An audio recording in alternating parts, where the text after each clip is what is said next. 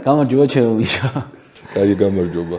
ახალი წელი უკვე ფაქტობრივად კარს მოგვადგა და ჩვენს მაყურებელს აუცილებლად მიულოცოთ დამდეგი 2026 წელი და ყველაფერი კარგი, ხვავი, ბარაკა, დოვლათი უსურვოთ. არ ვიცი მე მაინც მომხდომ თავი არის ჯანმრთელობა და მე დანარჩენი ყველაფერი შესანიშნავად იქნება.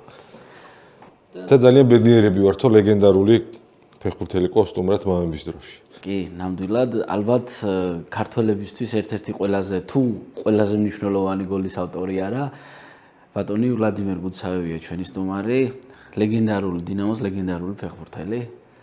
ძალიან დიდი მადლობა ბატონო ვოვა. ვოვათი რომ მოგმართოთ თუ ვლადიმერით როგორ უნდა მოგმართოთ? არა, მე მგონი ვოვა. იმიტომ რომ ეგრე ვარ გულშემატკივრებში ცნობილი და რატო გადავქვა და პასპორტში მივხედოთ და ესე შემდეგ. ბატონო ვოვა, ძალიან დიდი მადლობა რომ გამონახეთ რო და გვესტუმრეთ. აი მართლა გულწრფელად ამბობ რომ ჩემთვის ძალიან დიდი პატივია თქვენს გვერდით სტუმარი. გაგიმარჯოთ. მამების დროს საოცარი სტუმრების სიაში მორიგი საოცარი სტუმარი ჩაეწერა. კი, და სანამ დავიწყებთ გადაცემას, აუცილებლად თქვათ ეს საოცარი სივრცე, სადაც ვიმყოფებით, მეღვინეობა ბედიანის საფირმო მაღაზია ივანის შავთელის 26 ნომერში, სადაც წარმოდგენილი არაჩვეულებრივი ღვინო, არაჩვეულებრივი ქართული ტრადიციული ჭაჭარა, ამას ხას უსვამ ხოლმე, იმიტომ რომ აი ისეთებს აკეთებენ ზოგი, რომ ვერ მიეკარებენ და ბედიანის ნაწარმი არის სუპერი. დაირევა ახალწელსამა კარგად. რა თქმა უნდა, ახალწელს აი ზუსტად რომ ახალწელს შეეფერება. დანარჩენი მეგობრები? მედია ჰოლდინგი ფორტუნა, სუთი ფაუერი თავის არაჩვეულებრივი ჩურჩხელებით, უძაფო ჩურჩხელებით და კომპანია ბენზინგასამართი ქსელების კომპანია კონექტი, შენი კავშირი გზასთან. საჩუქრებზე უკვე მე ვილაპარაკ. საჩუქრე მე. კიდევ ერთხელ გამარჯობა, კიდევ ერთხელ უღრმესი მადლობა რომ მოახერხეთ ჩვენთან შეხვედრა და ჩვენ ტრადიციული კითხვით დავიწყებთ ბატონოვა. როგორი мама იყავით, როგორი мама ხართ ახლა? ყველა мама ალბათ თავის თავზე იტყვის რომ აუ რა მაგარი мама ვარ და ესე შემდეგ. აქედან დავიწყებ რა, ტრადიციული. რა თქმა უნდა, ახლა შეიძლება ბევრი შეცდომაც გქონდა ან მაგრამ ყოველთვის ვცდილობდი რომ ბავშვებთან ყოფილიყავი ძალიან მეგობრულად. იმიტომ რომ სხვანაირად არ გამოვა რა, თუ мама და შვილმა დაკარგა ერთმანეთთან კონექტი, ალბათ აღარაფერი არ გამოვა მომავალში. ამიტომ ვცდილობ დღემდე ვიყო მეგობრული, ვიყო არ ვიცი, ნებისმიერი მაგათი სურვილი ჩემთვის ალბათ კანონია, როგორც ყველა მამისთვის. მოკლედ პოზიტიურის გარდა ვერაფერს ვერ ვიტყვი ნამდვილად. ბატონო ვლადიმერ, შეცდომა ახსენეთ ახლა შვილებთან ურთიერთობა შეიძლება დამიშვიაო. უფროსებს პატარებთან ურთიერთობის დროს შეცდომის აღიარება ცოტა არ გვიყვარს ხოლმე. ქონიათ შემთხვევა რომ აი შევცდი შვილო ეს არ უნდა გამეკეთებინა. ასეთი გახსენდებათ ასეთი ამბები. ვიცით რა არის ახლა მთელი ცხოვრება არის სწორი ნაბიჯი და შეცდომა რა. ახლა ამას ვერ უარყოფს ვერავინ. ალბათ ქონია ცხოვრებაში შეცდომაც, მაგრამ არ ვაღიარე ესე ვთქვათ. ალბათ ქონდა სწორი ნაბიჯებიც, რაც უფრო ის არის სასიამოვნოა ნებისმიერი მამისთვის. ამიტომ ყველაფერი ხდება ცხოვრებაში, ვერაფერს ვერ გაექცევი. მაგრამ ერთი რამე მამებმა უნდა ვეცადოთ, რომ ყოველთვის ვიყოთ შვილების მხარეს. და აი ორი სიტყვით გეტყვით რატო ვფიქრობ ესე რა, იმიტომ რომ ჩვენი ისტორია ქონდა, ჩვენი დრო ქონდა, ეგ არის 60 წლის, თქვა 50 წლის, 40 წლის წინანდელი ამბები, მაშინ რა თქმა უნდა, სულ სხვა ცხოვრება იყო, მაშინ არ იყო ტელეფონი, მობილური, არ იყო ინტერნეტი, არ იყო ნებისმიერი YouTube-ები, TikTok-ები და ესე შემდეგ. და რა თქმა უნდა, ჩვენ სულ სხვა ხალხი ვიყავით და სულ სხვა ხალხი ჩამოყალიბდი და დღევანდელი ახალგაზრდობა ამას ყველაფერს ითვისებს როგორ იცი, მე მგონია რომ აი რო იბადებიან უკვე ეს აქვს ყველაფერი თავში ალბათ რა, ესე მგონია, იმიტომ რომ აი ხედავ რომ 2-3 წლის ბავშვი ისე არის ტელეფონთან რომ აი უბრალოდ გაგიზდები რა. ამიტომ არ უნდა ვეცადოთ რომ ეგეთივე ტიპები ვიყოთ, ეგეთი ტიპები არასდროს არ ვიქნებით რა. ჩვენ სულ სხვა ხალხი ვართ, სხვა გაზდა გვაქვს, სულ სხვა ხედველობა გვაქვს, დღევანდელ ახალგაზრდას სულ სხვანაირად აქვს ყველაფერი მოწყობილი. და ალბათ უფრო სწორედ დღევანდელ ცხოვრებაში. ბატონო, ორი ბიჭის მამა ხართ. დიახ. და არც ერთი არ არის ფეხბურთელი. გულისწყოთა თუ გქონდათ რომ ფეხბურთს არ გაყვნენ. სხვა შორის უფროსი ბიჭი კარგად თამაშობდა საკმაოდ, თამაშობდა ოლიმპიკში, კარლო მჭედლიძის სკოლაში. აი ლევანი რო არის. ლევანის მამის. ლევანისთან ერთად თამაშობდა ერთ გუნდში და იყო გუნდის კაპიტანი. ახლა წარმოიდგინე ლევანი მაშინაც უნიჭიერის ფეხბურთელი იყო და ყოველთვის გამორჩეოდა და ამ დროს ჩემი შვილი არის ამ გუნდის კაპიტანი, მაგრამ მე რაღაცა პატარა პრობლემები ჰქონდა და დაანება თავი რა ფეხბურთს თავი.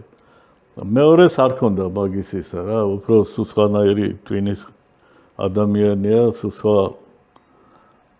ისა და რო შევხედე ახლა იცი რა არის დღევანდელი ცხოვრება მშობელი როგორია? აი ზოგი არის რომ აწვება მაინდა-მაინც, აი ხედავს რომ ნიჭი მაინდა-მაინც არ აქვს თავის შვილს, მაგრამ მაინც უნდა რომ აი ფეხბურთელი გახდეს. ახლა რეალურად უნდა შეხედო, ხო, ბავშვი მინდორზე რო გადის და ვერ აკეთებს იმას, რასაც თანამედროვე მაგარი ფეხბურთელები არიან, გასაგებია რომ კაი ფეხბურთელი არ გაიზრდება, მაგარი ფეხბურთელი და დღეს ჩვენ ისე ცხოვრება გვაქვს, რომ თუ ფეხბურთს გაყევი, მაგ ფეხბურთმა რაღაც მატერიალური უნდა მოგიტანოს. და უბრალოდ გეტყვით რატო? იმიტომ რომ თამაშობ 20-25 წლამდე. თუ შენ ვერაფერი მატერიალური, ანუ ფულს გულისხმობ, ვერ შეაგროვე, შენ მერე რო ანებებ თავს, ახალ ცხოვრებას იწყებ და არა გაქვს პროფესია, მარტო ფეხბურთი არის, თუ არა ხარ მცნელი და მცნელი არის, შეიძლება 100 ფეხბურთელიდან ერთი მცნელი გავიდეს, ფაქტიურად ცხოვრებაში რჩები მარტო ახალ გარემოსთან რა. არაფერი არა გაქვს, არც პროფესია გაქვს, არც არაფერი არა გაქვს და იჩაგრები რა ფაქტიურად. ამიტომ ჩემის აზრით თუ დღევანდელი ბავშვი პერსპექტივა არ აქვს, რომ სადმე კაი გუნდში მოხდება, მე მგონი ჯობია რომ ისწავლოს რაღაც პროფესია, არ აქვს მნიშვნელობა ახლა გარვარდს დაამთავრებ, თუ ოქსფორდს დაამთავრებ, რაღაცა ჩვენი უნივერსიტეტი დაამთავრე, რაღაც პროფესია ან მაგარი რაღაცა ხელოსანი გამოდი, რომ მთელი ცხოვრება შენ თავთან მართალი იყო და შენი თავი გაიტანო. მართალია. ხო, ჩვენთან პროფესიის არჩევა რაღაცნაირად ჩვენი მშობლების თაობაში ალბათ. ერჩინოთ რომ მაინც და მაინც უმაღლესში ჩაებარებინა და რამე პროფესია კი არ ესწავლა. უმაღლესში უნდა ყოფილიყო ჩემი შვილი დოქტორი უნდა გამევიდეს. ხო, დაახლოებით ეგ სიტუაცია იყო. და პროფესიის დაუფლება ძალიან კარგი ის არის, რომ ცხოვრებაში მე მარტო არ დარჩე როგორც თქვენ ბრძანეთ რა. ბატონო, ძალიან ბევრი ბავშვთან ვთქვათ შეხება მქონია რაღაც და ყველას ვთქვამს რომ აი ჩემი კუმირი არის ბატონი ვოვა გუცაევი. მამა ჩემის თაობისთვის ხო მით უმეტეს ბევრი კუმირი იყავით. თქვენ თუ ყავდათ კუმირი, როცა ფეხბურთის თამაში დაიწყეთ? კი, რა თქმა უნდა, ახლა ეგ გარდაუვალი იყო მაშინ, იმიტომ რომ თბილისის დინამო ჩემ პერიოდში მე რომ 10-11 წლის ვიყავი, მე 11 წლიცას შევედი ნორს დინამოელში რა. მეკარეობა გინდოდა თავიდან როგორც ვიცი. ხო. ეგ ცალკე ცირკია რა. ხო და რა თქმა უნდა, მაშინ ისეთი დინამო იყო, ახლა ჩამოგითვლით. ყველა მახსოვს, იმიტომ რომ მე რომ მოხდი ამ სკოლაში ნორს დინამოელში, ხო? ყველაზე მაგარი რასაც მაგ ბავშვს შეთავაზებდი, იყო მაშინ აუჩიკობას ვეძახოდით. აი ბალბოები რო არის, ახლა ეგრე უძახიან, ხო? მაშინ იყო, ესე იგი 10 კაცს გვირჩევდნენ ყველაზე ნიჭიერ, აი როგორც რაღაცა საჩუქარს გიკეთებდა სკოლა რა, რომ შენ შეგეძლო იქ ყოფილიყავი, დაგენახა მიშა მესხის, ლავა მეტრეველი, გიორგი სიჭინავა, შოთა იამანიძე, სერგო კოტრიკაძე, ყველა ახლა ვერ ჩამოთვლი, ვიღაცა გამორჩება და ეწინებათ ალბათ ახლობლებს.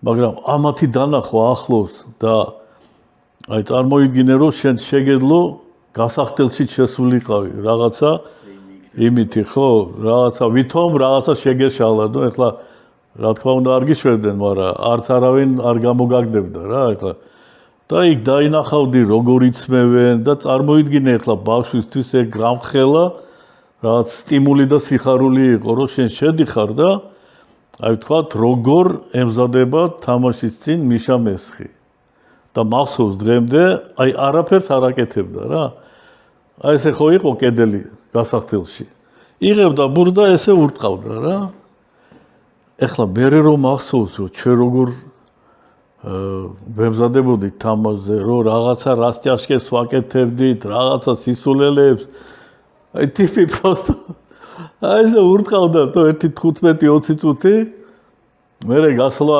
მინდორზე იყო მერე 15 წუთიანი დღევანდელივით კი არ იყო რომ ეს ვიღაცა მცდელი არ ბეინებს და რაღაცა თავისთვის გადიოდნენ ყველა მიცოდა თავდასხმელები კარებში ურტყავდნენ დამცველები ერთმანეთს პასაძლევდნენ და ესე შემდეგ და всё დაიწყებოდა თამაში და ნომერ პირველი იყო თელი თავის ცხოვრება რა ფაქტიურად აი ესეთი ის მაგ გამოვლილი და რა თქმა უნდა ჩემი კუმირები მე ახლა დავიწყე თუ არა სკოლაში თამაში გარემ ალბათ დამაწყებინეს კი არა მე თვითონ ალბათ დავდექი იქ და დავიწყე თამაში და რა თქმა უნდა ჩემი კუმირები იყვნენ სლავა მეტრეველი და მიშა მესხი ეგ მარტო ჩემი არ არის წარმოიდგინეთ რომ არ არის ეგეთი პრეცედენტი ცხოვრებაში ისტორიაში რომ ერთ პერიოდში ერთ გუნდში თამაშობდეს ორი ისა ფლანგის ფეხბურთელი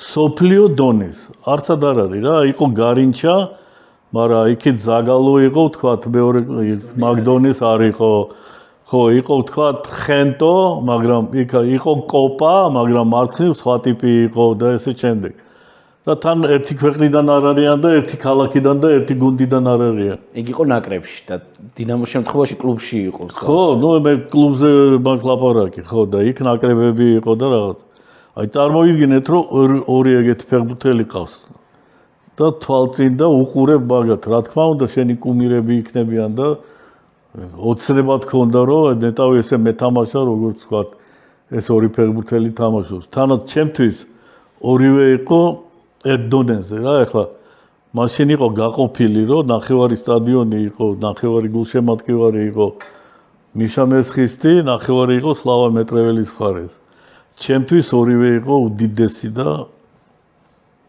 ორივე იყო ძალიან დიდი და სლავა მეტრეველმა კარიერა რო დაასრულა თავისი მაისური გაჩუქათ თქვენ ნუ კი ეგ ცალკე თემა ეგ ცალკე რაღაცა ჩემი ცხოვრებიდან ერთ-ერთი ესეთი ძალიან დიდი ეპიზოდია რა იმიტომ რომ იცი რა არის ერთია რომ მაისურს ესეთი დიდი პიროვნება მოგცევს და ჩაგაცვევს და მეორე არის რომ შენ როგორ გაამართლებ მაგას რა და მე უბრალოდ არ ვიცი ეგ მერთისგან არის თუ რაღაცისგან ნუ მე მგონი გავამართლე იმიტომ რომ ვაფშე ფეხბურთელის ცხოვრება აი როგორც კი გამოდიხარ პირველი თამაშიდან გულშემატკივარი ან მიგიღებს ან არ მიგიღებს რა ან ნეიტრალური გახდება ნუ იფიქრებს რომ კაი ნახოთ შეიძლება გაიზარდოს რა და მე მქონდა ეს ბედი რომ პირველი თამაშიდან მიმიღო ამ გულშემატკივარმა და გულშემატკივრისთვის სლავა მეტრეველის წასვლა აღარ იყო ძალიან დიდი ტრაგედია ესე რომ ვთქვათ კი ბევრი გულშემატკივრისგან გამიგია ზუსტად ეგ თქვენი თაობის გულშემატკივრისგან რომ სრულფასოვანი ჩანაცვლება მოხდა თქვენ შემთხვევაში სხვა დიდი ფეხბურთელების მაისურებიც გაქვთ შენახული ბატონ ვლადიმერ მე ესე ტიპი ვარ რომ კი მქონდა მილიონი მაისური გაცვლილი გამოცვლილი მაგრამ ჩამოვდიოდი თუ არა ვიღაცა მთხოვდა და ვადლებდი აი დამინჯერე შვილებს ფიცავარ ერთ ერთი მაისური არ დამჩა რა იმიტომ რომ აი ზოგიერთი ამბობს რომ შენი მაისურიც არ დაგჭა თბილისის დინამოზე აი თქვა თასი მოიგეთ ხო მაშინ დიუსელდორფში როგორ არ შეინახე ეს მაისური ის მაისური არა გააქვთ ბიჭო ჯერ ერთი მაშინ როგორი პერიოდი იყო, რომ დღევანდელივით ეს Adidas-ი და Nike და ეს Puma-ები არ ყრია რა. მაშინ იყო დათვლით. აი თბილისის დინამო, აი ეს მაისურები როგორც ლურჯები. ვიცოდით რომ არის 16 ცალი, მორჩა. იმის გაფლა, გამოსვლა, გამორიცხული იყო, იმიტომ რომ ეგ ვიღაცას რომ მისცე ჩათვალე რომ მთელი კომპლექტი დაისლებოდა და ვერ ითამაშებდი ვერასდროს უკვე იმ კომპლექტში რა. ამიტომ მაგის ფუფუნება ჩვენ არ ქონდა რომ აი გავცვალე და გამოცვალე და ესე შემდეგ რა. და ის მაისური მე ისე 91 წლის 13 მაისის მაისური მაგაზე მაქვს ლაპარაკი. და აღარ გაქვს. არა. ახრა გულსაც. ეგ ჩვენ თამაშემდე ჩავაბარეთ და სხვა თამაშები ვითამაშეთ რა ფაქტი. არა და ახლა ტრადიციული თანამედროვე საფეხბურთო მარკეტინგით ფორმები და მაისურები და სიმბოლოები რო იყიდება. თქვენი თაობის დინამოს დროს რო ეგ გაყიდულიყო. ხალხს მაშინ საშუალება იქნებოდა ყიდვის. ძალიან დიდი ფინანსური რესურსი იქნებოდა დინამოში მოზიდული. კი არა, მე თავიდან რო დავიწყე ლაპარაკი, პირდაპირ თქვი რომ ეგ სხვა ისტორია, მაგ პერიოდი სხვა ისტორია დღევანდელი რა. ეხლა დღევანდელი შეხედვიდან მე რო უყურებ, რა თქმა უნდა, მილიონ რაღაცას გავაკეთებდი, რაც დღევანდელობას უხდება და უფრო კარგი იქნებოდა, რა თქმა უნდა, მაგრამ მაშინ სულ სხვა ცხოვრება იყო. ეგ იყო კომუნისტური წყობა, ყველაფერი იყო დათვლით, მარტო მაისური კი არა, აი ეს ღვინოს ვერ იყიდიდი ნორმალურს რა, იმიტომ რომ უნდა იცნობდე ვიღაცას, რო იყიდო კალბასი ვთქვათ, სასისკი რო იყიდო, იკრა რო იყიდო, ნუ ეგეთი პერიოდი იყო და ვერ გაიქცეოდი რა მაგას. დღეს აი თქვენ ახლა მე ლაპარაკობ იცინი ხო? ვერ წარმოგიდგენია, მაგრამ ეგრე იყო რა, ფაქტი ეგ არის. ხო, როგორც ჩვენ შუდებს უყურს ხოლმე, ჩვენ რო უყვებით. საჭმელი არ იყო და რაღაცა, ეხლა ჩვენც ეგრე ვარ. 90-იანებში. წერან თქვით, რომ ჩემ ახალგაზრდობაში, როცა უკვე მამა იყავით, ასე დავაკავშირებ, ტელეფონები არ იყო, მობილური არ იყო. ორი ვაჟის მამა ხართ. მეც ორი ვაჟის მამა ვარ და როცა არ ვიცი, სად არიან ზუსტად. ყოველ წუთში ურეკავ, ეხლა სათხარ.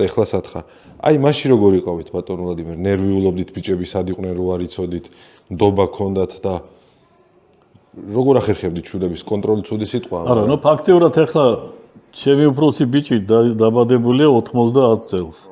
ფაქტიურად 6-7-8 წელიწადში მობილური ტელეფონი გაჩნდა უკვე.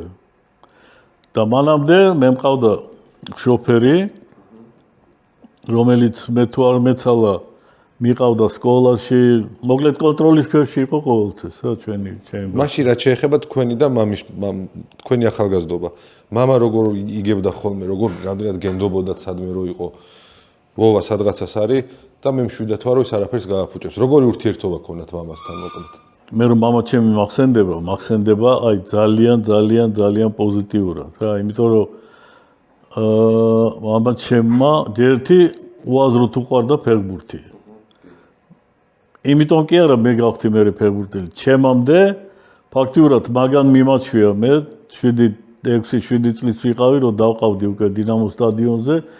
იმიტომ მე იყო გაფრენილი მესხისტი რა.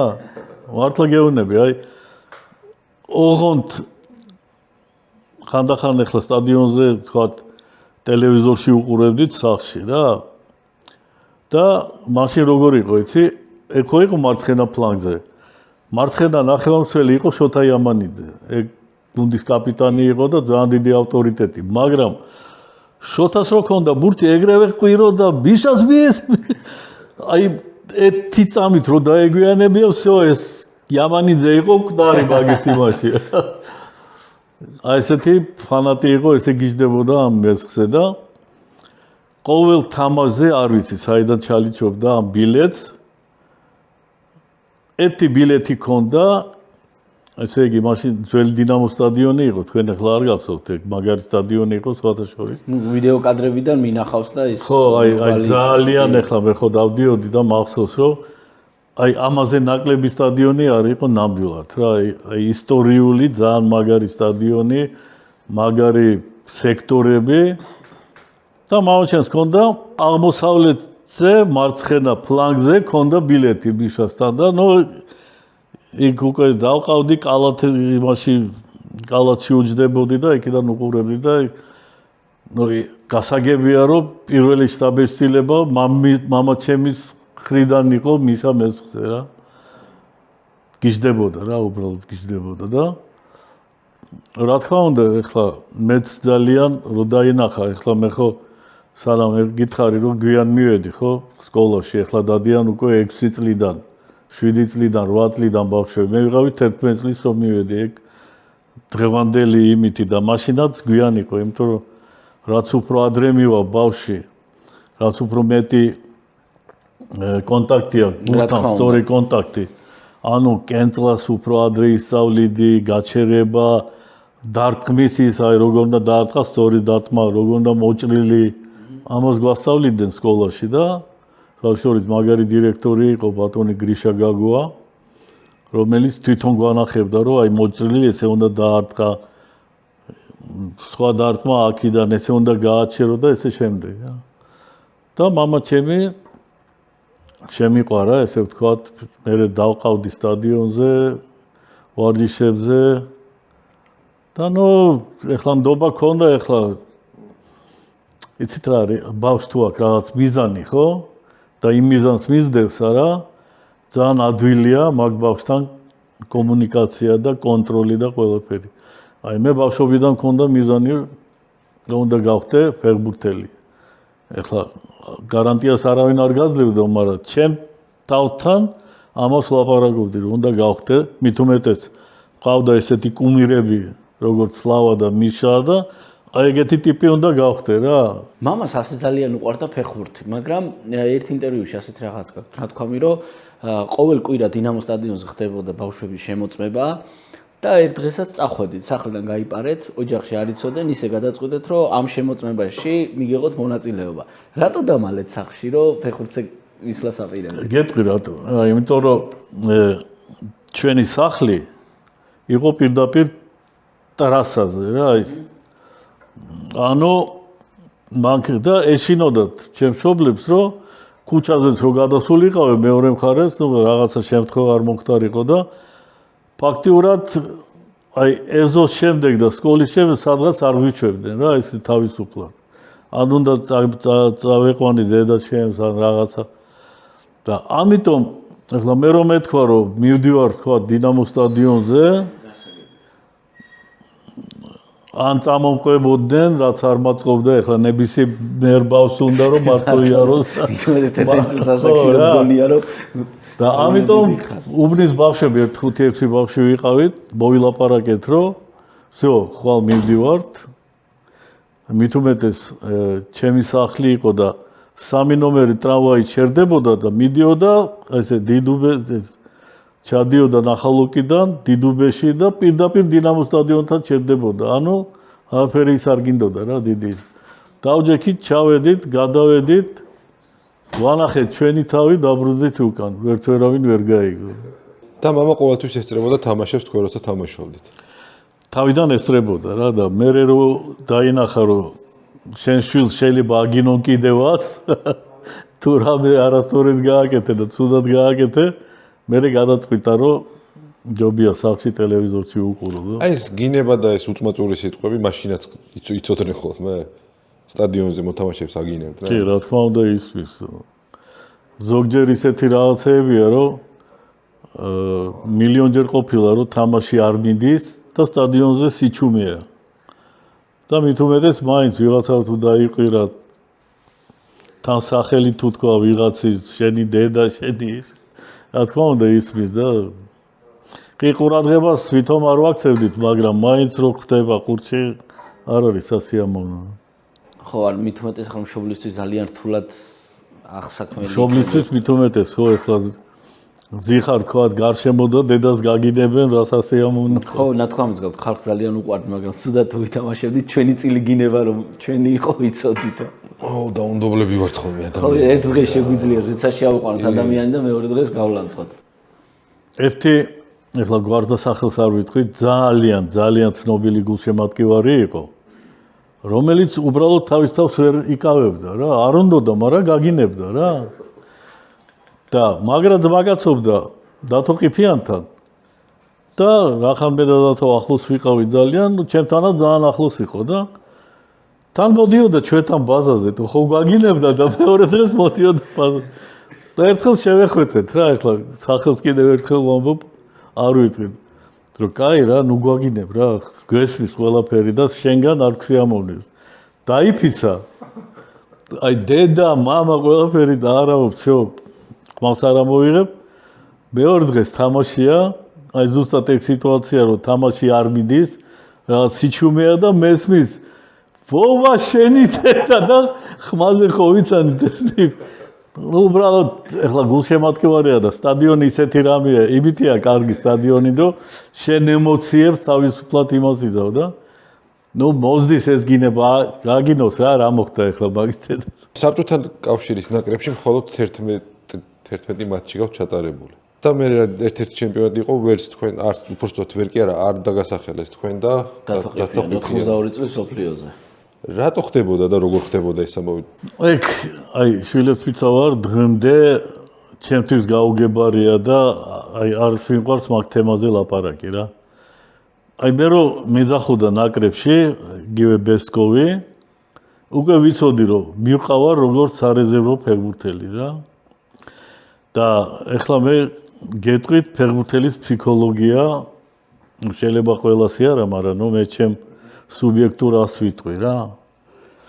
თუ შენ გზნობ ფეხბურთელი რომ ცნელ შენი არ გჯერა, ეგ არის ყველაზე დიდი ტრავმა.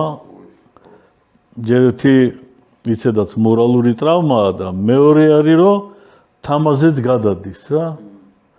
იმიტომ რომ შენ რო იცი რომ ამ ტიპს შენი არ ჯერა და ეხლა შენ ჩადიხარ და იმიტომ რომ შეიძლება ბოლოს 15-20 წუთი გამოგიყვანოს და ეგ რა თქმა უნდა არ არის არაფერი რა. მე დარწმუნებული ვარ რომ არა და მაგ პერიოდში თამაშობდი ახალგაზრდულ ნაკრებში. ევროპის ჩემპიონიც ხარ ახალგაზრდულში, ხო? 72-ში ფინალი წავაგეთ ჩეხებთან, მეორე ადგილი ავიღეთ ევროპაში და მე 4 წლის შემდეგ იყო 76 ჩემპიონები გავხდით და ფინალშიც მაგ გოლი შეგდებული და რა მოკლედ იქ ნიკოლაევი იყო ეგეთი მცდელი, რომელიც აი ჯეროდა შენი რა და მე ვგზნობდი მაგას და ყველაზე მაგ ახლა ჩემთავს არ ვიქებ, მაგრამ მაგ ნაკრებში მე დათოყიფიანი, მიშაანი და ფიოდოროვი პახტაკორიდან არიან ეს ორი. ესენი ვიყავით ნომერ პირველი ფეხბურთელები მაგ ახალგაზრდულ გუნდში რა ფაქტიურად. და რომ ეძახოდა და რა ბევრჯერ ეგ დავწერე კიდევაც რომ ნოდარას ვეუბნებოდი პარსადანოვიჩი. არ მინდა მეთქი რა, ნუ არ წავალ მეთქი რა ამ ნაკრებში, იმიტომ რომ ვიცი რაზეც მივდივარ და რაზე უნდა წავიდე. მაგრამ ეგ არ არსებობდა, იმიტომ რომ ამ კომუნისტებს წესი ჰქონდათ, რომ შენ თუ ნაკრებში არ ჩახვედი, შენ შეელო დისკვალიფიკაცია მიეცათ ისეთი, რომ კარიერა დაესრულებინა ადამიანს. ხო, ნუ ფაქტიურად დაკარგავდი ყველაფერს რა.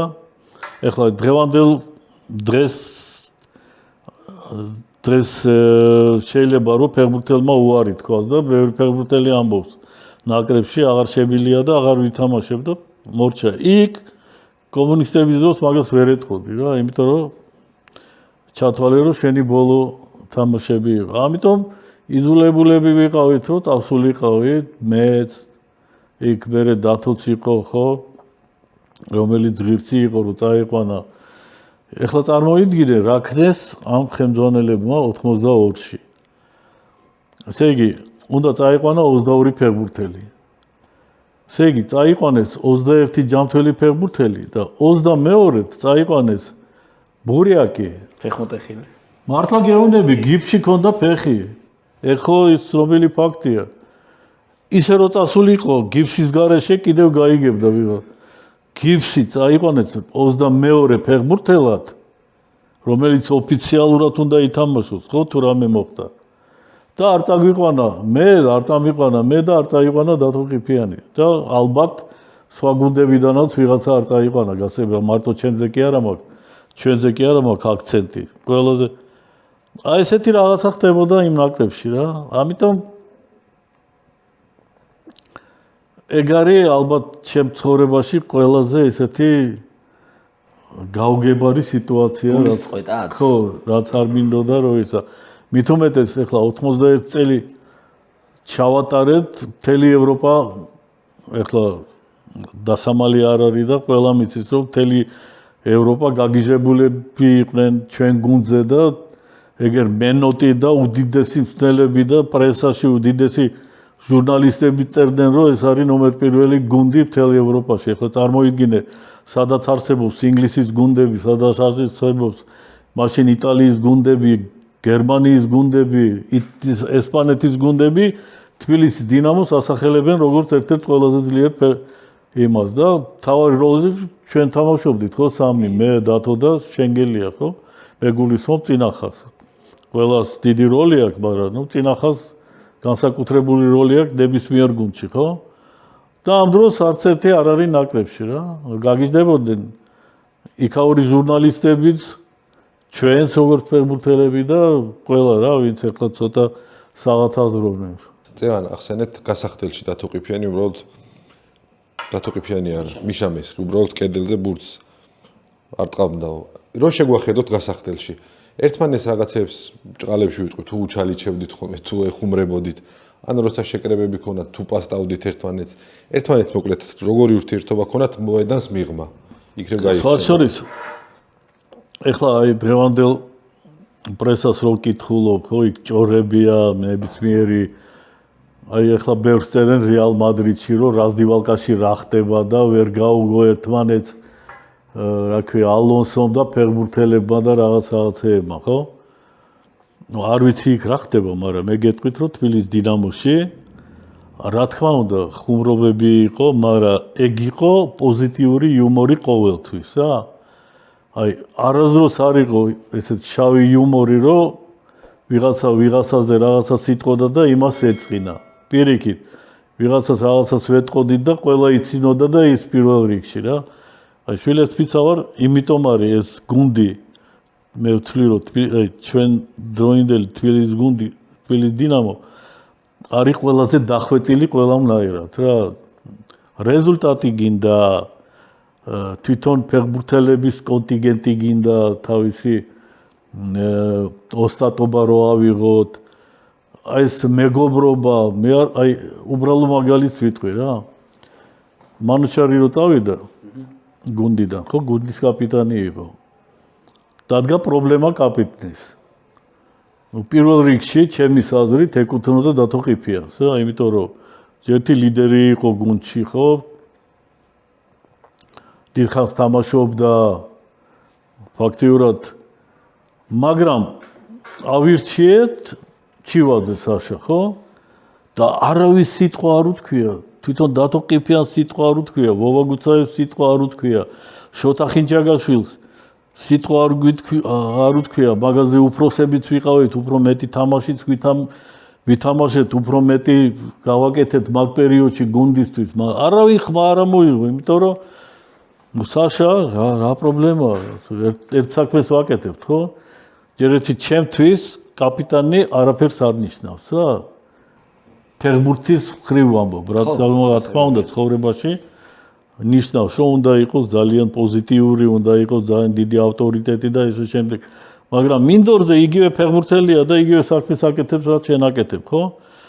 და ეხლა ზოგიერთს მე ვიცი, რომ მაგალითად იმაში არარატში ანდრეასიანმა და ხორენოგანისიანმა ერთმანეთს დაცხეს, იმიტომ რომ ხორენა გამოაცხადეს საუკუნის ყველაზე მაგარ ფეხბურთელად და ეწყინა ამ ანდრეასიანს და კონდათ კამათი და რა. ჩვენთან ეგეთი რამე არ მოხდებოდა, დარწმუნებული ვარ და არასდროს არ მომხდარა რა. იყო კოლექტივი, ვიცოდით, რომ უნდა გახვიდე, უნდა მოიგო, მორჩა. როგორი იმით, რა ქვია, საშუალებებით ეგ უკვე ჩვენზეა დამოკიდებული და რა თქმა უნდა ნოდარ ახალკაცზე რა შემადგენლობას დააყენებს, რა დავალებას მიცემს და ისე შემდეგ. აი ეს იყო ყველაზე დიდი წარმატება ჩვენი გუნდის, მე მგონი დანარჩენ გუნდებთან. წარმატება ახსენეთ და შეუძლებელია თქვენთან საუბრისას არ გავიხსენოთ 91 წლის 13 მაისი. კონკრეტულად რის გახსენება მინდა გთხოვთ, იცით, 73 წუთია გაგვიტანა ჰოპემ გოლი, ვაგებთ ერთი თროს. ის 4 წუთი რო გაიხსენოთ, სანამ გაათანაბრებთ. აი რა ხდებოდა ამ დროს თუნდაც გუნდში და თუნდაც ვოვაგუცაევის გუნდში. ჩვენ უკვე იმდენად დახვეწილი გუნდი ვიყავით მაგ პერიოდისთვის. რომ მაგაზე არავინ არ ფიქრობს, თამაშია რა, თამაში არის 90 წუთი. როდის გაიტან შენ გოლს, ან შენ როდის გაგიტანებენ გოლს, არავინ არ იცის, ხო? ნუ გაიტანეს იმათმა გოლი, გასაგებია. ეხლა შენი ამოცანაა, რომ რასაც თამაშობ, ცოტა მეტი უნდა მოინდომო, რომ გაათანაბრო ეს ისა. ამიტომ იმაზე ფიქრი, რომ ტრაგედია შევქვენით და ერთმანეთს მინდორზე ერთმანეთთან ლაპარაკობდით, აუ რა მოხდა და როგორ დაგვერხა და რაღაცა, რა თქმა უნდა, ეგეთი რამე გამორიცხული იყო.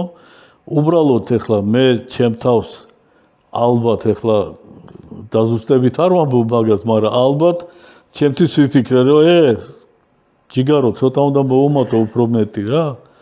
და ალბათ ყველამ ესე იფიქრა, რომ ეხლა თამაში რო გადაარჩინო მინიმუმ გოლი უნდა გაიტანო, რომ ფრე გახადო, ხო სწორია რა. ხო და ნუ გავაგზელეთ რა თქმა უნდა თამაში და მოხდა ისე, რომ 4 წუთში გავიდა ეს გოლი. შეიძლება გასულიყო 10 წუთში, არა აქვს მნიშვნელობა. ეგეც შეიძლება რომ ვაფშე არ გასულიყო და წაგვეგო. ეგეც არ არის გამორიცხული, ხო? და მაგ თამაშის წაგია. ამიტომ ყველამ უბრალოდ თავის აზროვნებაში რაღაცა იფიქრა და რაღაცა შეცვალა რა. ცოტა რაღაცა, რაც ბოლო გამოვიდა იმაში, რომ მოვიგეთ თამაში. საოცრება იყო თქვენი გოლი და მე ნუ ვიტალის გოლი ტორტზე მარწყი, როგორც იტყვი, დაგვირგვინება იყო მაგ თამაშის. ესეთი რაღაც გაქვთ ნათქვამი ერთ-ერთ ინტერვიუში. სახლი ავაშენეო, ხეები დავრგეო, ორი არაჩვეულებრივი შვილიც ყავს, ჩემი პროგრამა მინიმუმი შესრულებული მაქვსო. მაგრამ ამ ყველაფრის ფონზე თუ არის კიდევ რამე ისეთი, რის გამოც გული გწყდებათ, რომ ვერ მოვასწარი, ვერ შევძელი საშუალება არ მომეცა. არის რამე ასეთი? იცი რა არის, არადროს არ მიფიქრია მაგ პროგრამაზე რა. თვითონ ცხოვრება მოიტანა, რომ ბიჭები გამიჩნდა, ცხოვრება მოიტანა, რომ რაღაც სახლი არაფრისგან დავიწყე და ბოლო რაღაცა გავაკეთე. გასაგებია, რომ სახლს ვაშენებ, ხეც უნდა დარგო, ხო ის ხო არა ხარ? ხეც დავრგე, ესე გამოვიდა უბრალოდ. ერთადერთი რაზეც წდება გული და ალბათ ყველა ფეხბურთელი ესეა, რომ აი რო უფიქრები, ალბათ უფრო მეტი დრო, კიდევ უფრო მეტი დრო, ბევრ დროს უთმობდი მე ფეხბურთს, მაგრამ კიდევ უფრო მეტი დრო რომ დამეთმო ფეხბურთისთვის, აი ახლა რო უყურებ დღევანდელ ფეხბურთელებს, მე დიდ ფეხბურთელებზე გეუბნები, როგორც რონალდოა, დღევანდელი ვთქვათ, მესი, ნეიმარი, იგივე ჰოლანდი და ესე შემდეგ, ეგენი უფრო მეტ დროს უთმობენ, ანუ ჩვენ რო ვარჯიშობდით, ვთქვათ, დღეში 3 საათს და ვთვლიდით, რომ ბევრი დიდხანს ვარჯიშობთ რა, იმიტომ რომ ნუ საათნახევარი, ვთქვათ, დილი და საათნახევარი საღამოს გამოდიოდა 3 საათი და ეგ ყოფნის. თურმე შეიძლება უფრო მეტი დაუთმოს, დილით ივარჯიშო, ვთქვათ, 2 საათნახევარი და საღამოს 2 საათნახევარი და უფრო ტექნიკური გახდე და უფრო ტაქტიკურად მოემზადო და ესე შემდეგ ფიზიკურად, ეგ შეიძლებოდა ალბათ მაშინაც და ეს ვერ გავაკეთეთ, მარტო მე კი არა, ბევრმა ჩვენგანმა, თორე უფრო მეტი დრო რო დაგვეცმო, მაგრამ ეს კიდევ ერთხელ ვამბობ, ჩვენ თამაშობდით 50 წლის წინათ და ბევრი რამე შეიცვალა, მიდგომები და ისა, ელა ჩვენ კი ვცვლიდით ჩვენ თავს პროფესიონალად, მაგრამ რა თქმა უნდა ეგრე არ იყო რა, ჩვენ ვიყავით ძალიან შორს აზროვნებით დღევანდელი პროფესიონალი ფეხბურთელებიდან რა. ამიტომ უფრო მეც დაუთმობდი რა თქმა უნდა ფეხბურთს. ბატონო, ბრძანეთ რომ მამა იყო ფეხბურთის კუმირი. დარწმუნებული ვარ, ბევრ ექსპერტზე კარგად ერკვეოდა ფეხბურთის რაღაც ნიუანსებში. თქვენი თამაშის მერე თუ თქვამს ხოლმე რომ აი, იცი რა, ასე აი ეგრევე რომ აი ტაქტიკაში არასდროს არაფერი არ უთქვია даже დიდების მიშა და ისინი რომ თამაშობდნენ და მამაჩები იყო სუფთა ემოციური გულშემატკივარი რა, მაგას უნდოდა მოსულიყო სტადიონზე, დაენახა მიშა მესხის, ლავა მეტრეველი, ზაურკალოებზე გიждდებოდა, იმიტომ რომ ოსი იყო და ძალიან მაგარი იყო. ზაურა და ეს გოლები და ეს ემოცია და არავითარი არ აინტერესებდა მაგას. ეხლა 4-2 4 თამაშობდნენ, თუ 4-3-3 სულ ბოდიში და ეკიდა ერთ ადგილას. ემოცია იყო თავიდან ბოლომდე და ესე ემოციურად უყვარდა ეს ფეხბურთი. ცოტა უცნაური კითხვა უნდა დავსვა, არ გამიბრაზდეთ რა. რომ არა საბჭოთა კავშირი თბილისის დინამო უფრო წინ წავიდოდა და უფრო კარგი შედეგები ექნებოდა. ნუ მაგას ვერ ვეტყვი, ხა ვერ გეტყვი ნამდვილად, იმიტომ რომ აი კორდინალურად სხვადასხვა ის არის. ეხლა მაშინ სიტყვა ლეგიონერი ჩვენთან არც არსებობდა, ფეხბურთელიც ვერ წამოუდგენია საქართველოს. დღეს ლეგიონერის გარდა არც ერთი გუნდი არ არსებობს. ეხლა რა იქნებოდა მაშინ მე ვერ გეტყვით რა, ნამდვილად. მე ის ვიგულისხმე, ხელის შეშლა თუ იყო. ჩვენ ვიყავით მაქსისტების შვილები სამწუხაროდ, მაგრამ მაქსისტემამ მოგვიტანა ძალიან დიდი გუნდი მაგ პერიოდში საქართველოს, ეგ არის თბილისის დინამო, რომელმაც ანახა თელ სოფლიოს, რომ ქართველებს და საქართველოში დაბადებულ ბავშვებს შეუძლიათ ძალიან დიდი ფეხბურთი ითამაშონ და ძალიან დიდი რეზულტატი აჩვენონ. აი ეგ მოხდა მაგ პერიოდში. რა მოხდებოდა დღეს ამას ვერ გეტყვით ვერ ნამდვილად. მაშინ ისე მამას ემოციურობას დაუბრუნდები, რა ემოცია ქონდა მამას 13 მაისს? როდესაც მისმა შვილმა მთელი საქართველო გაახარა. ნუ ეხლა აი ისეთ კითხვას მაძლევ, აი რა ემოცია იქნებოდა ტიპი ფანატია ფეხბურთის. გიждდებოდა სლავა მეტრეველზე, ბიშამესზე, კიდევ ერთხელ გეუბნები დანარჩენ ფეხბურთელებზე და ამ დროს თავის შვილი არის, რომელიც ამ გუნდში თამაშობს და რომელმაც ფინალში გოლი გაეტანა, რა თქმა უნდა გაგიჟებული იყო. შეიძლება ეხლა ქუჩაში არ დარბოდა და არ ყვიროდა რომ მე მამა ვარ, მაგრამ თავის სტრესში ეხლა თავის მაკაცებში რა თქმა უნდა დაждდა და რა ამაყი იქნებოდა. რა თქმა უნდა. რა ბედნიერებაა შვილისთვისაც, რომ შენი ქცევით, შენი მშობელი ასეთი ამაყია. ძალიან მაგარია. იშვიათად მაქვს ხოლმე იმის საშუალება, რომ ორი ვაჟის მამა ყავდეს სტუმრად, იმიტომ როგორც ეს უგოგოს მამები არიან. გარდატეხის პერიოდში როგორები იყვნენ ვაჟები? ბატონ ვლადიმერ და რას მირჩევდით მე როგორც ორი ბიჭის მამას, რას მივაქციო ყურადღება განსაკუთრებით გარდატეხის პერიოდში? ნუ ჩემის აზრით ეხლა ბავშვი რო იზრდება, რა თქმა უნდა ოჯახს აქვს ძალიან დიდი მნიშვნელობა რა. ბავშვი უყურებს და იღებს მაგალითს თავის მამისგან და თავის დედისგან. როგორ იქცევიან, როგორ ერთმანეთში როგორ არიან, როგორ ლაპარაკობენ, სტუმარს როგორ ღებულობენ, სტუმართან როგორ იქცევიან და ესე შემდეგ, ხო? რა თქმა უნდა მეც და ჩემი მეუღლეც ვთილობდით, რომ ჩვენი ბავშვები ყოფილიყვნენ ყველაზე კარგები. ეგ ყველა მშობლის ნატროა, ხო, რომ თავის შვილი იყოს ისა, მაგრამ მე რო შევხედე, რომ ფეხბურთში დიდ რამეს არ მიაღწევენ, ნუ პირველი უფროსი გითხარით, რომ რაღაც პრობლემა ქონდა. მეორეს ვაფშე ძალიან შორს იყო ფეხბურთისგან. ჩვენ გადავწყვიტეთ, რომ ყველაზე დიდი საქმე, რასაც ჩვენ შეგვიძლია გავუკეთოთ, მივცეთ განათლება. ხო, ამიტომ შევძელით, ძალიან ძნელი იყო, არ დაგიმალავთ, შევძელით, რომ ჩემი უფროსი ბიჭი იყო 15 წლის, როცა წავიდა იქ შვეიცარიაში, კოლეჯი დაამთავრა იქა, მერე უნივერსიტეტი დაამთავრა და არის ძალიან განათლებული და ძალიან დახვეწილი მაგ მხრივ. და მეორე, ეხლა მაგათ შორის ძალიან დიდი განსხვავება 6 წელია რა. ერთმანეთისგან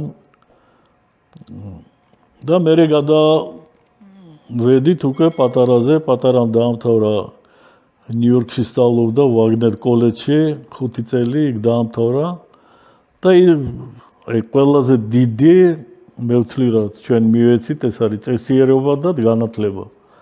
იმიტომ რომ დღეს თუ ბავშვი განათლებული ყავს და თან წესიერი გაზრდილია უკვე მოგებულია ცხოვრებაში. გეთანხმებით. ბატონო, ეროვნულ ნაკრებში სამწუხაროდ თამაში არ მოგიწიათ, მაგრამ იყავით წვრთნელი, მათ შორის ასაკობრივი ნაკრებების და განსაკუთრებული ემოცია გექნებოდათ ამ დროს. უნდა გკითხოთ ძალიან უსაური კითხვა. 26 მარტი თუ 13 მაისი?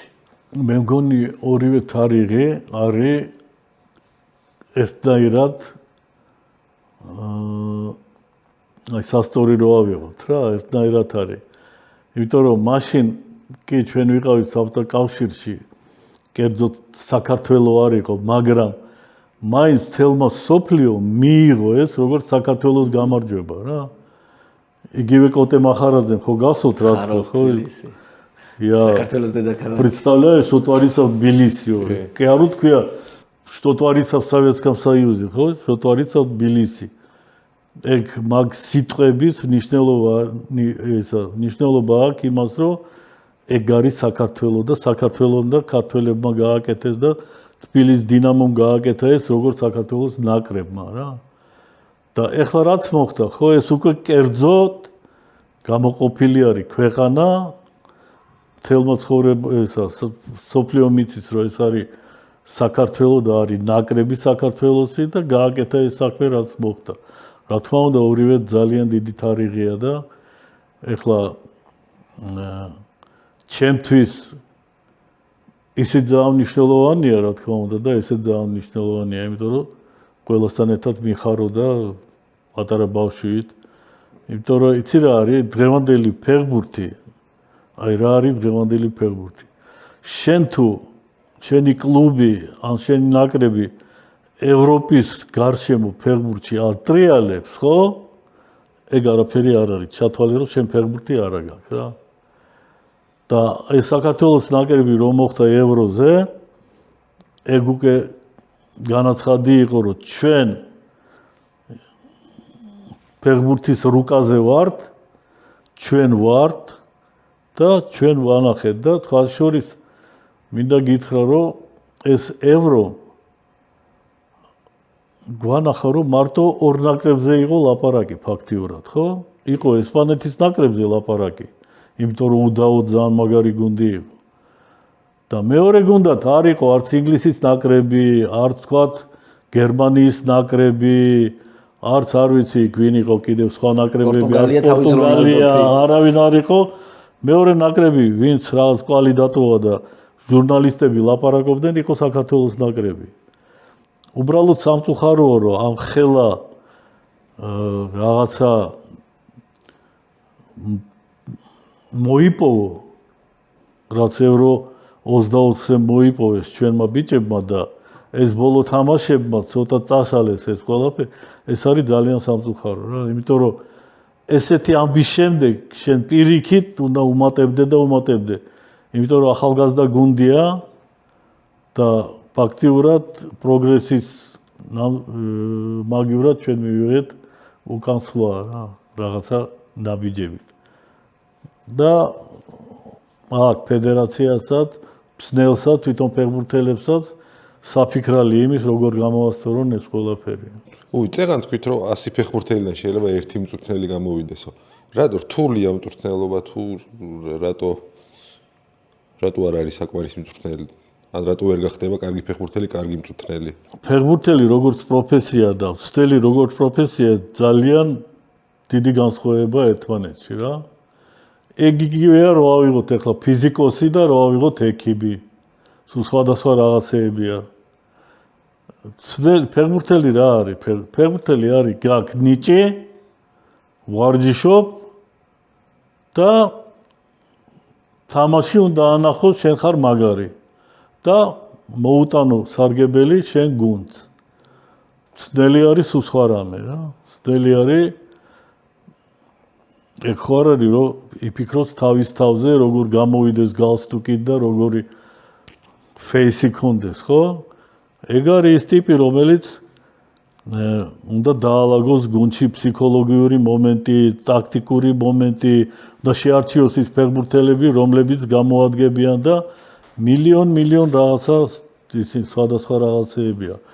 ამიტომ არის რომ იშვიათად ძალიან იმიტომ რომ მაგარი ფეხბურთელი ძალიან ბევრია და მაგარი მცნელი მაქედან გამოდის ძალიან ცოტა. მე შემილია თქვა მაგალითად 1-5 კაცი, ხო? ვინ იყო მაგარი?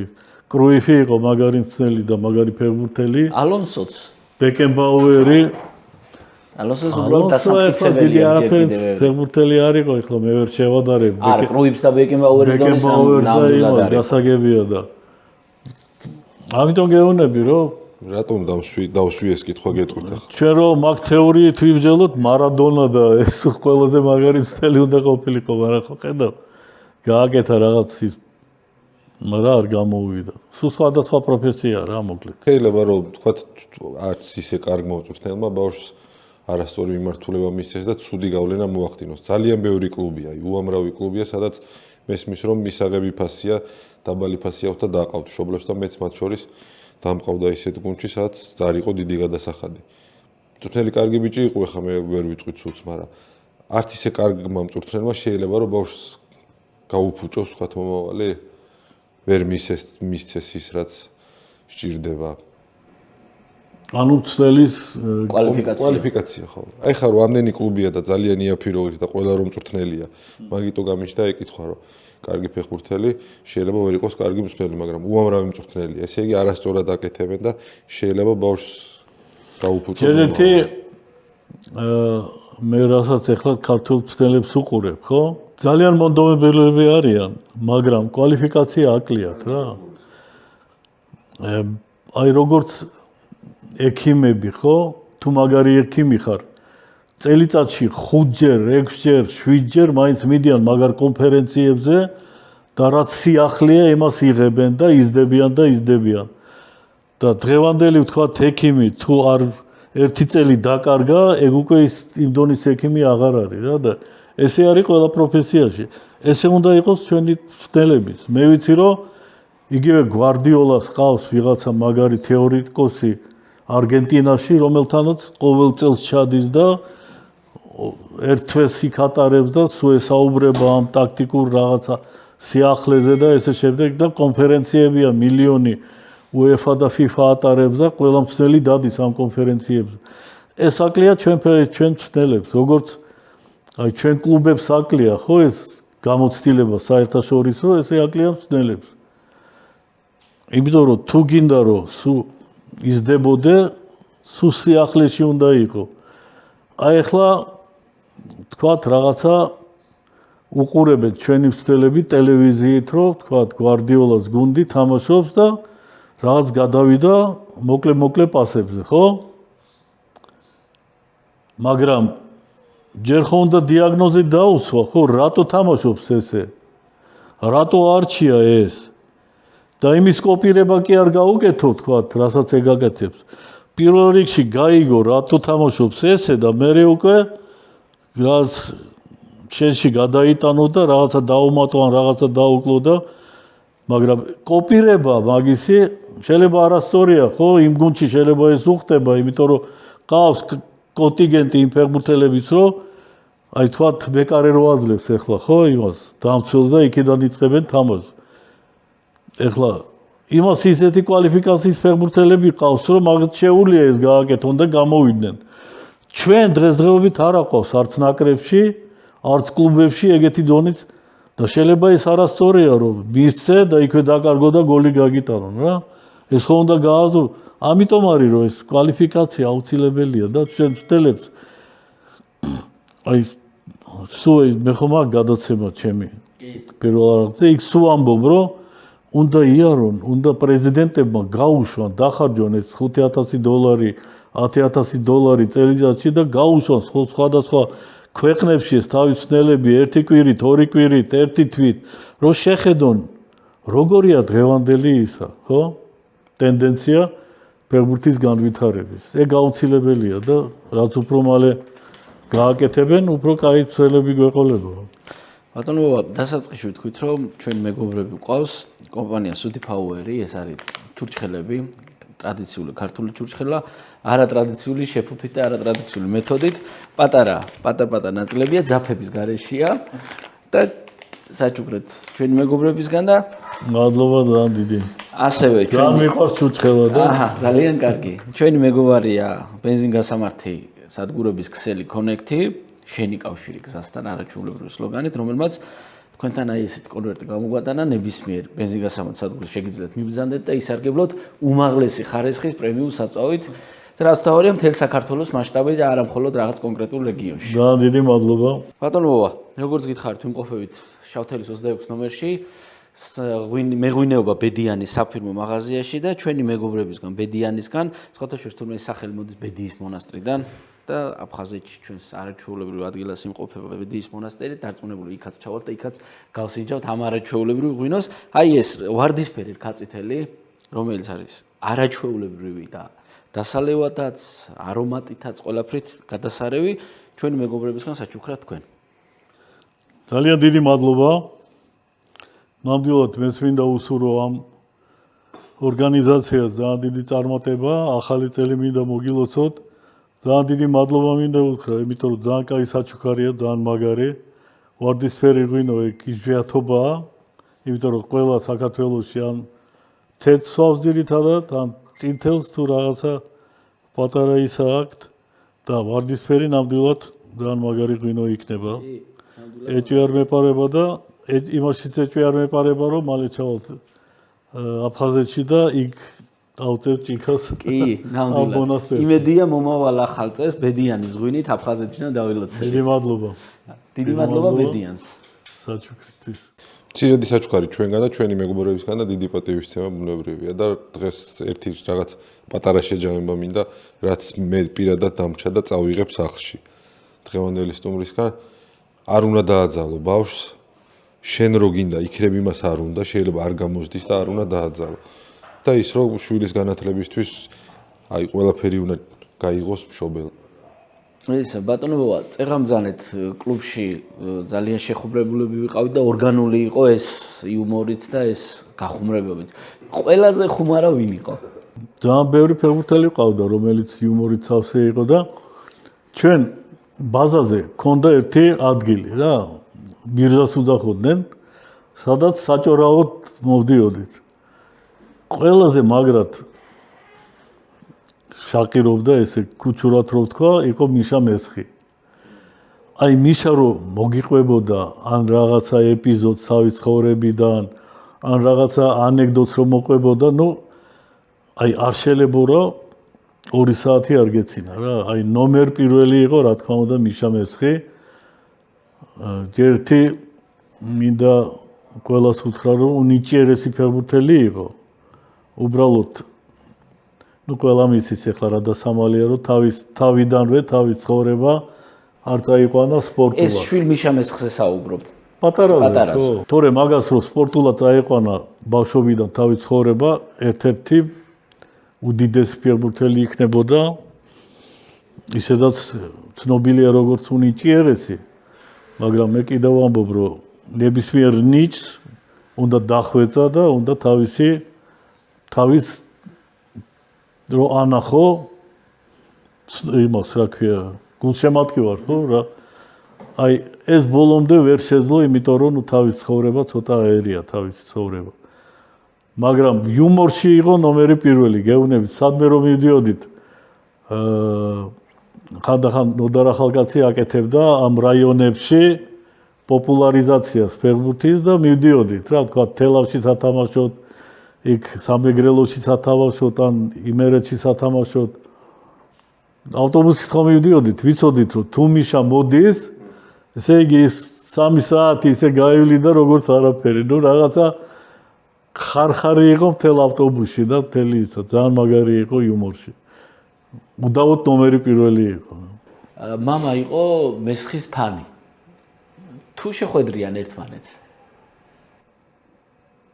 არა საიდან მამაჩები იყო უბრალოდ გულშემატკივარი აი მე უკვე თქვენ მისამესხი იყო ისა ღმერთი ესე ვთქვა და მაგრამ ჩვენი ფეხბურთელები ჩემი კოლეგები ძალიან უყვარდა და ეხლა ჩვენთან ხომ მოდიოდით ჩემთან სტუმრად ბიჭები ისინი გიждდებოდა და აი არანაკლებად უყვარდა ჩემზე ნაკლებად არავინ არ უყვარდა რა მართლა გეუბნები ისეთი პოზიტიური ტიპი იყო ყველაზე გიждდებოდა რა და ხანდახან ცრემლებიც მოდიოდა ვიღაცასო დაინახავდა და თვალ შორის საშაჩივაძე რო შემხდება ეგრევე მაგას იხსენებს რომ აუ გაბოძია რა კაცი იყო და რა მაგარი ჯიგარ ეს ტიპი იყო რა უამრავი ბავშვია ახლა შეყვარებული ფეხბურთზე იმ შედეგებიდან და იმ ბიჭებიდან გამომდინარე ვინც დიდ წარმატებას მიაღწია აი ამ ბავშვებს დამწყე ფეხბურთელებს რა რჩევას მისცემდით ბატონო ვლადიმერ ორჩევას ვივცემდი რა ეგ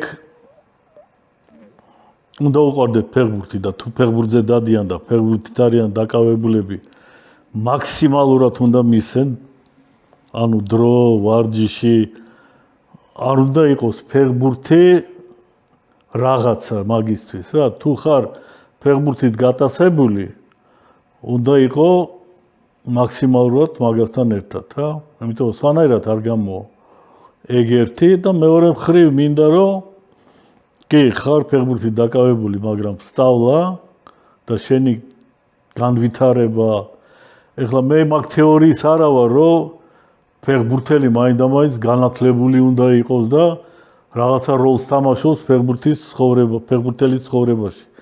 მილიონი ის არის გარინჩა, პელე, ტოსტაო გაუნათლებელი ტიპები იყვნენ, თუ არსად არ უსწავლია და შეიძლება კითხვაც არ იცოდნენ, მაგრამ გენიოსები იყვნენ ფეხბურთში, იმიტომ რომ ღმერთმა ეგ ნიჭი მისცა, ხო? მაგრამ შენ თვითონ ტიპი რო ხარ და გახდით ცნობილი, ხო? თქვათ აი ახლა რო გრემიტობენ მთელ ევროპაში ეს ფეხბურთელები. ეგენი ხო პატიჟებენ, აი ახლა რონალდო დაპატიჟა ამერიკის პრეზიდენტმა, ხო? ეხლა იმ პრეზიდენტსო დაელაპარაკები, ხო, არ უნდა დაუდგეს ის პრეზიდენტს, რომ ეს რა დებილი ყოფილა, ხო?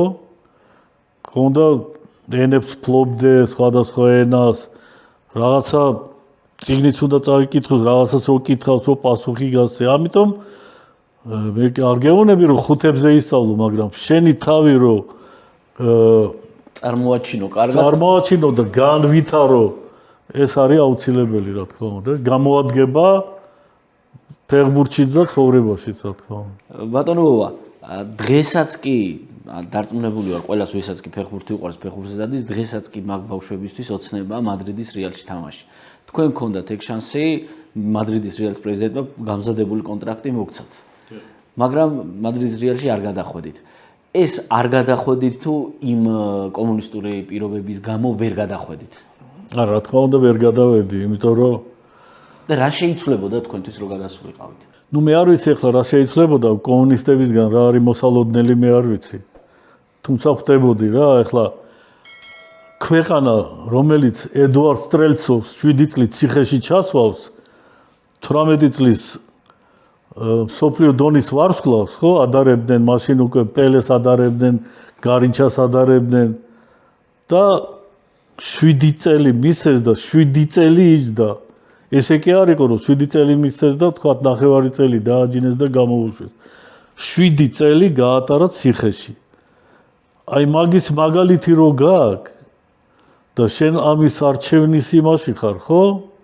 შენ ფიქრობ, რომ კაი, ნუ მე წავედი, კარგად ავარ რეალ მადრიდში, მაგარი ხელფასი მაქვს, მაგარი დაფასება მაქვს, მაგარ გუნდში ვთამაშობ, მაგრამ შენ ყავს მამა, შენ ყავს დედა, შენ ყავს ძმა, შენ ყავს ნათესავი ვიღაცა, მაგათ რა მოუვათ ამ ხელში, არავინ არ იცის, ხო?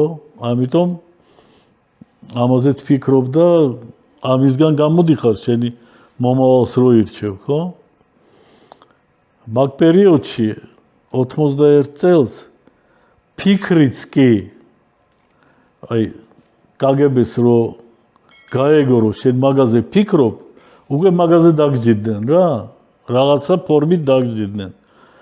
და ვითომეტეს მაგაზე იფიქრო რომ ეხლა არ შეიძლება ამაზე ლაპარაკიც კი და შენ ამაზე მიდიხარ, რა თქმა უნდა ძალიან დიდი კითხვებია რა მოხდებოდა მერე. ძალიან დიდი მადლობა ბატონო კიდევ ერთხელ სტუმრობისათვის.